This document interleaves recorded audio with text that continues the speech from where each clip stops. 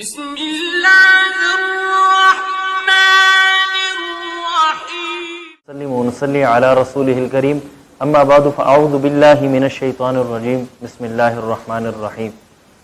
قربانی ایک عظیم عبادت ہے۔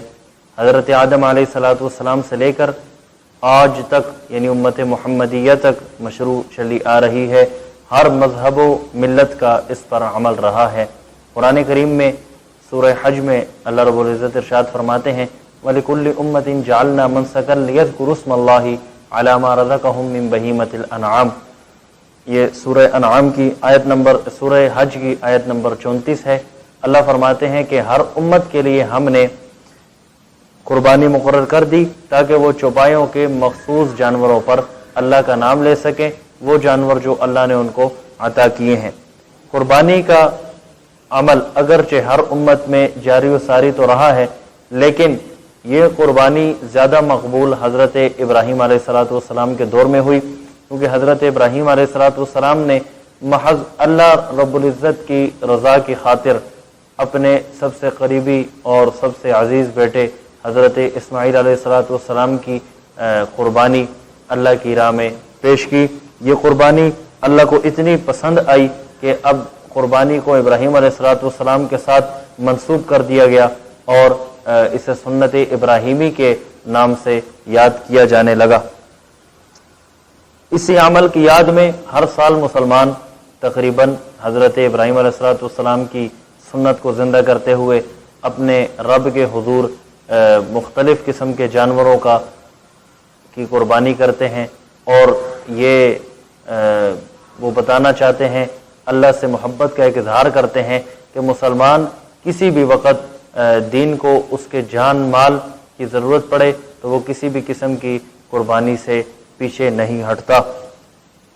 گویا مسلمان کی جو زندگی ہے وہ اس آیت کی عملی تفسیر بن جاتی ہے، ان صلاتی و نسکی و محیای و مماتی للہ رب العالمین، کہ میری نماز، میرا روزہ، میرا حج اور میرا جینا، میرا مرنا تمام کا تمام اللہ رب العزت کے لیے ہے۔ حضرت عبداللہ ابن عمر فرماتے ہیں رضی اللہ تعالیٰ عنہ اقام رسول اللہ صلی اللہ علیہ وسلم 10 سنین بالمدینہ یضحی 10 سنین۔ یہ ترمذی شریف کی روایت ہے، ابواب الاضاحی جلد نمبر 1 صفحہ نمبر 409۔ اس حدیث میں جس کے راوی حضرت عبداللہ ابن عمر ہیں، اس حدیث سے قربانی کی اہمیت واضح ہو رہی ہے۔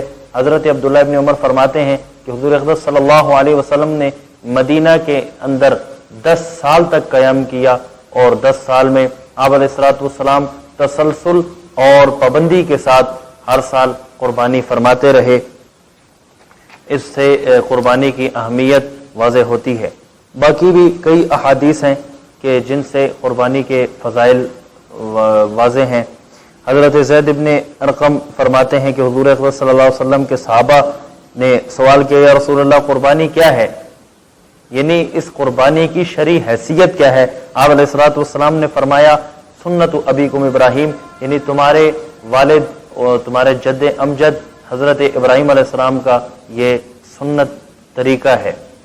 پھر صحابہ نے عرض کیا رسول اللہ اس قربانی سے ہمیں کیا ملے گا، یعنی اجر کے طرف سوال تھا، اشارہ تھا کہ ہمیں اجر کیا ملے گا۔ آپ نے فرمایا ہر بال کے بدلے، یعنی جو جانور تم ذبح کرو گے اس جانور کے ہر بال کے بدلے میں ایک نیکی ہے۔ پھر پوچھا گیا فمسوف یا رسول اللہ، اے اللہ کے رسول جو اون ہے اس کا کیا حکم ہوگا؟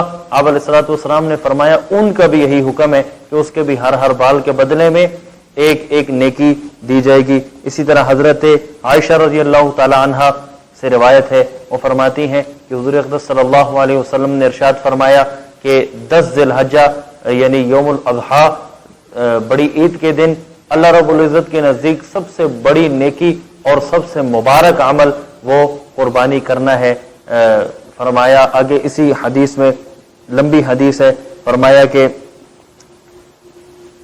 قربانی کے جانور کا خون زمین پر گرنے سے پہلے اللہ رب العزت اس کے عمل کو قبول فرما لیتے ہیں، اور فرمایا انہو لیأتی یوم القیامت بقرونہا و اشعارہا و ازلافہا، کہ جو قربانی کا جانور ہے قیامت کے دن وہ اپنے کھروں سمیت آئے گا، اپنے سینگوں سمیت آئے گا، اپنے خون سمیت آئے گا، اور اس بندے کی مقبولیت اور اس بندے کے لیے شفاعت کرے گا۔ فرمایا کہ فطیبوا بہا نفسا، خوش دلی سے تم قربانی کیا کرو۔ اسی طرح ایک اور حدیث ہے، حضرت عباس فرماتے ہیں کہ حضور اکرم صلی اللہ علیہ وسلم نے فرمایا ما انفقت الورق فی شیء افضل من نحیرۃ فی یوم العید، کہ حضرت ابن عباس فرماتے ہیں کہ حضور اکرم صلی اللہ علیہ وسلم نے فرمایا کسی خرچ کی فضیلت اللہ تعالیٰ کے نزدیک بقرہ عید والے دن قربانی کے برابر نہیں۔ یعنی ویسے تو صدقہ کرنا انتہا درجے کا ثواب ہے، لیکن حضرت عباس فرماتے ہیں حضور نے فرمایا کہ بڑی عید والے دن سب سے بڑا صدقہ، سب سے بڑا عمل، سب سے بڑی نیکی وہ یہی ہے کہ انسان قربانی کا جانور ذبح کرے، اللہ رب العزت کی بارگاہ میں اپنی اس حقیر سے قربانی کو پیش کر دے۔ اللہ رب العزت سے دعا ہے کہ اللہ تعالی ہم سب کو سنت ابراہیمی زندہ کرنے کی توفیق عطا فرمائے۔ وآخر دعوانا الحمدللہ رب العالمین۔